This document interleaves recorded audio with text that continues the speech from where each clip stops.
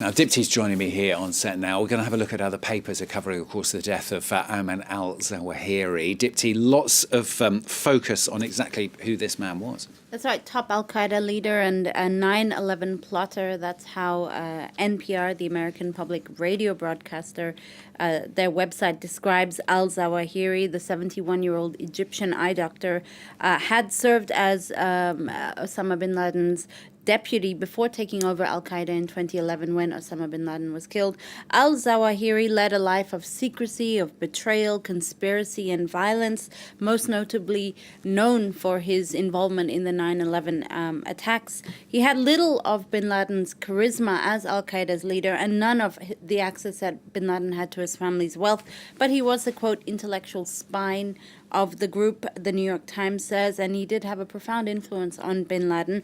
He was a brilliant student, deeply affected by the humiliating defeat of Arab countries by Israel in 1967, and that's what sort of was his awakening, really, at the age of 15. It led him to help found an underground militant cell that was dedicated to replacing Egypt's, at the time, secular government with an Islamist one. You've also found a piece in Slate, haven't you, saying that the location of this US drone strike in Afghanistan is very symbolic. That's right, and it's in fact Slate explains that the strike is more and less significant than it might seem at first glance.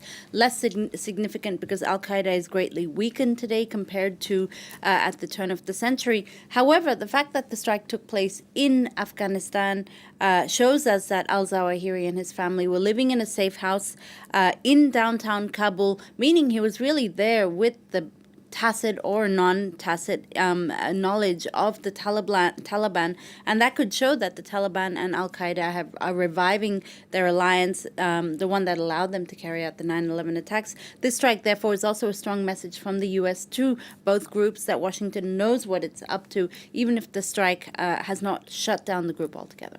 Let's move on to something else now. The US House Speaker Nancy Pelosi has arrived in Malaysia today as part of her Asian tour that looks set, anyway, to see her controversially visit Taiwan. Still no confirmation of this visit, but we assume it may well happen. Well, that's right. Now, in the Taipei Times story, they kind of say if it does happen, well, Nancy Pelosi, the U.S. House Speaker, would visit Taiwan either today evening, so this Tuesday evening, or Wednesday morning, and she could visit, for instance, the Taiwanese parliament or even meet with the president, Tsai Ing-wen. Now, it's a prospect that, of course, has angered the Chinese. They've been very vocal about it in the state-run Chinese newspaper today, the Global Times. It issues a very stern warning to Pelosi and the Biden administration against this visit.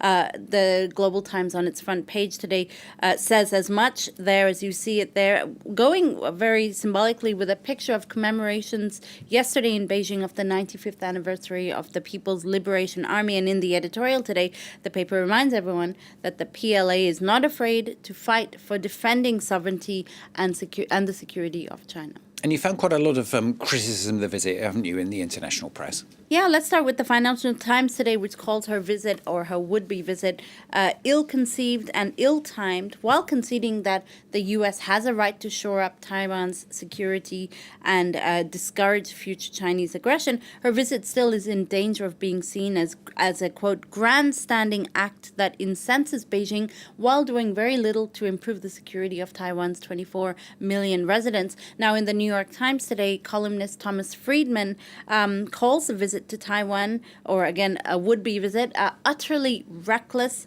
He writes, I quote, nothing good will come of it, and a Chinese military response could result in the U.S.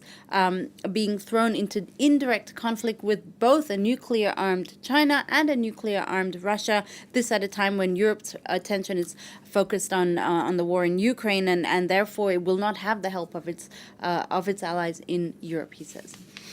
Finally from Dipti, something a little bit lighter. Fishing. I can't quite believe this. Fishing is making a comeback, apparently, amongst French kids these days. Perhaps a consequence of the COVID lockdown. I can't quite see this in central Paris, but maybe elsewhere. Tell us more. Yeah, you might have a hard time fishing anything more than bikes and guns out of Paris's canals. But for once, it seems like a hobby that I'm sure parents will be encouraging their kids to do, because it gets them out of the house, it gets them into the fresh air, and it does have a very strong connection with nature. The Times of London is actually picking up on this. They're picking up on articles in the past few days in the French press that reports that more and more French kids this year are taking up fishing during the summer vacation, specifically angling, which is fishing with a hook.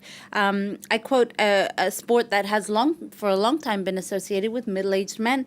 Now, fishing has become so popular, there are summer camps for under 18s. 2 high schools now include angling in its final year curriculum. Trout fishing and fly fishing are very popular too. And also girls and boys alike are joining in this activity. Nice. Most kids, though I guess environmentally conscious, do practice catch and release. There is sort of the social media element to it, and that's kind of why it's become popular with kids, because obviously when they catch the fish, they post them on Instagram, it looks good, and then apparently they do release them.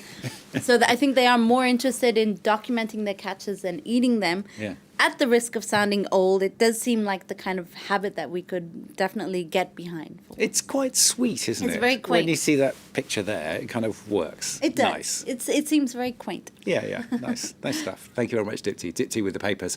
On France 24, more news in just a few minutes' time. Do stay with us.